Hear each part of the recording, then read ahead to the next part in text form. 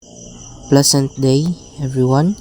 So, I am Chris J.R. Pius. So, this video is just for educational purposes only.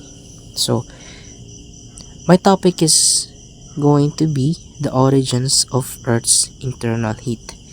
Now, if you ask someone where do the Earth's internal heat came from, surely they would say from the core. But how did the core gets its heat?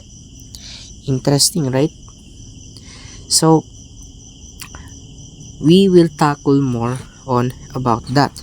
The heat of Earth's interior is solely responsible for the occurrence of different endogenic processes. This heat has two sources, which is the primordial heat and the decay of long-lived radioisotopes. So let's get started. Primordial heat. So this heat pertains to the heat produced during the formation of Earth, materials that will eventually form the planet with other material. So we all know that our solar system are made out of clouds and dust, and so does our planet. Now, as these materials bump with each other, they produced heat. So primordial heat existed because of the formation of our Earth approximately 4.6 billion years ago.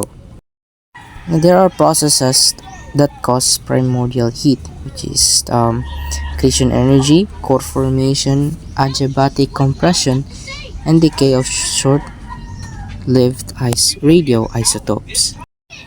Accretion energy is the process of the gradual build-up of or growth of matter.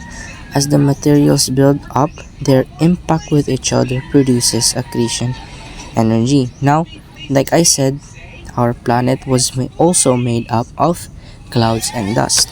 Now, these materials or the rocks, as they hit one another, they produces heat. Just like when you rub your hands.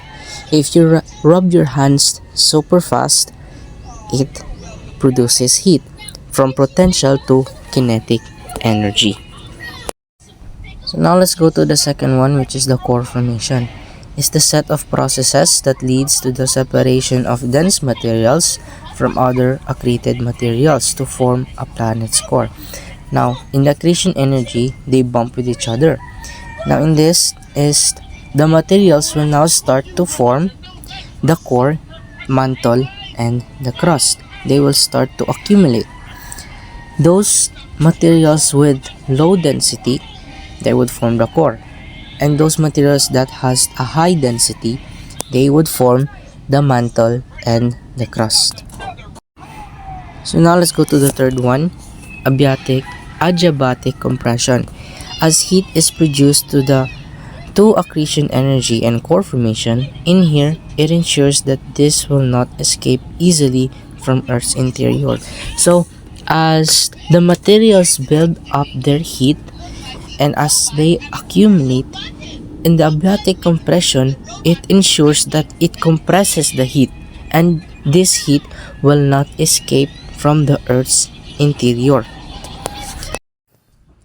Decay of short-lived radioisotopes. So elements such as aluminum-26, uranium-236, and lead-205 are radioactive isotopes which are produced during the early formation of a celestial body. So these elements only existed during a formation of a new celestial body, and since they are short-lived, they don't exist anymore in our time. So now let's go to the last source of Earth's internal heat, which is the decay of long-lived radioisotopes. Now earlier it was about the short-lived. Now because of the help of those short-lived elements, long-lived elements are now produced. So they are present now in our time. So 50% of Earth's internal heat is produced due to the radioisotopes, of elements such as potassium 40, uranium 235, uranium 238, and thorium 232. So we all know where did the origin of Earth's internal heat. So now let's go to the magma formation, since this is one of the endogenic processes powered by Earth's internal heat. So one of the things that causes the Earth's heat is the magma. We all know what does a magma, right? These are molten rocks beneath Earth's surface. These are molten rocks that comes out from a volcano, and when it reaches the surface, it is called a lava. Processes of magma formation. So a magma doesn't just melt or has magma automatically. It has processes on how they will melt the rock when it reaches um, the mantle.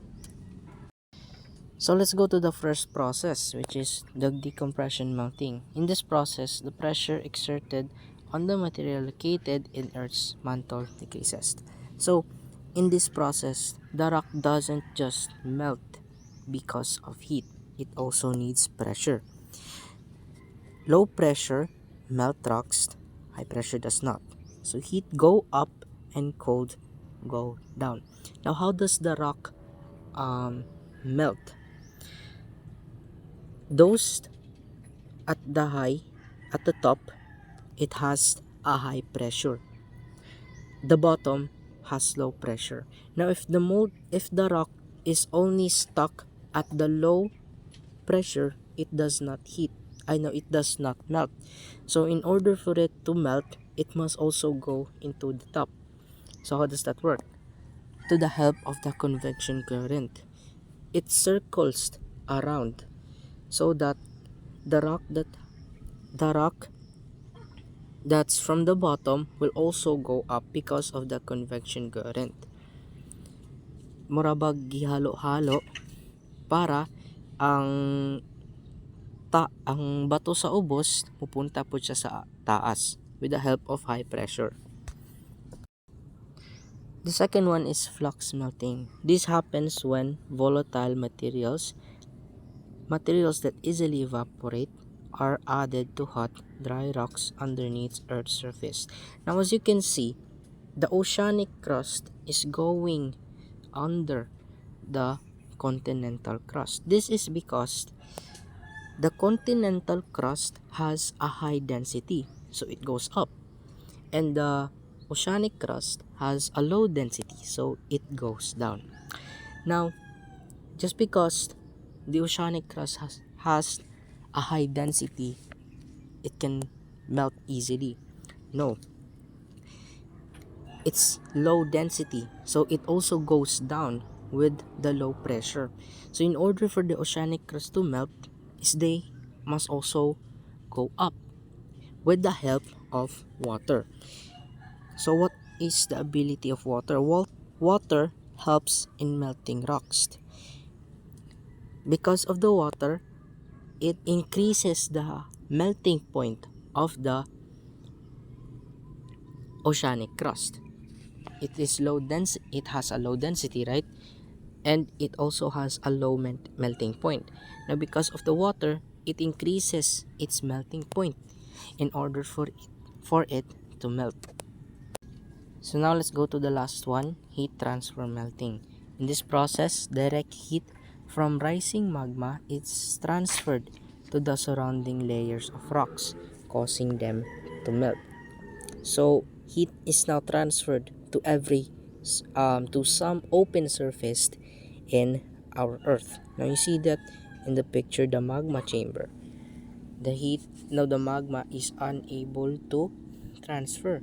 Now but since there are other craters that are created, they can transfer there and melt the overlaying layer of rocks.